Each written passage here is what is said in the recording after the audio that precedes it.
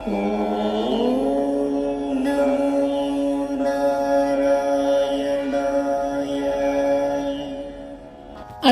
நமஸ்காரம். இன்னைக்கு தசகம் 4ல 12வது ஸ்லோகம் பார்க்க போறோம்.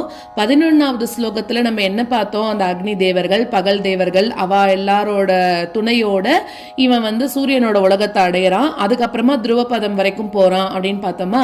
இப்போ இந்த 12வது ஸ்லோகத்துல என்ன சொல்றா அப்படின்னாக்க, அவன் அந்த துருவபதம் அடைஞ்சதுக்கு அப்புறமா மகர்லோகத்துல இருக்கானா. அந்த மகர்லோகம், அதாவது துருவபதம் அதை தாண்டி மகர்லோகம் இருக்கு, சத்தியலோகத்துக்கு கீழே இருக்குது.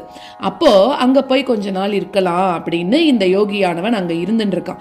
அங்க அவன் என்ன பார்க்கறான் அப்படின்னாக்க, ஆதிசேஷன் அங்க இருக்கு. அந்த ஆதிசேஷன் வாயிலிருந்து நெருப்பு கிளம்புறதான். அப்ப நெருப்பு கிளம்பினா என்ன அர்த்தம்? நார்மலா ஆதிசேஷனோட வாயிலிருந்து நெருப்பு கிளம்பித்து அப்படின்னாக்க பிரளயம், மகா பிரளயம் வரப்போறது அப்படின்னு அர்த்தம்.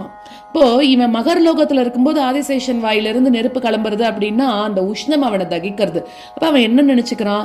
ஆஹா, இந்த மகர்லோகம் கூட நம்மளுக்கு நிலை இல்லாததுதான் போல இருக்கு, இங்க இருந்து நம்ம அழிஞ்சிட போறோமோ என்னமோ அப்படின்னு நினைச்சுட்டு இப்போ என்ன பண்றான், அந்த ஆதிசேஷன் வாயிலிருந்து நெருப்பு வர வரைக்கும் அங்க உட்கார்ந்துட்டு இருக்கான்.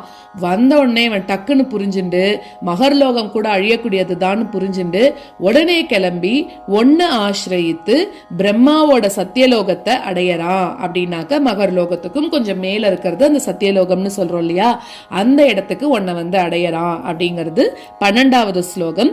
இதோட ஸ்லோகத்தை இப்ப பார்க்கலாம்.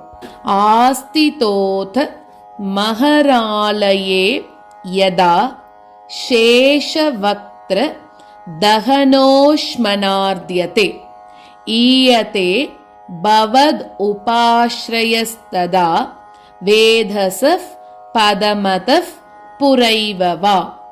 ஆஸ்திதோத மகராலயே யதா, ஆஸ்திதோத மகராலயே யதா சேஷவக்த்ர தஹனோஷ்மனார்த்யதே, சேஷவக்த்ர தஹனோஷ்மனார்த்யதே ஈயதே பவதுபாஸ்ரயஸ்ததா, ஈயதே பவதுபாஸ்ரயஸ்ததா வேதசஃப் பதமதஃப் புரைவவா, வேதசஃப் பதமதஃப் புரைவவா.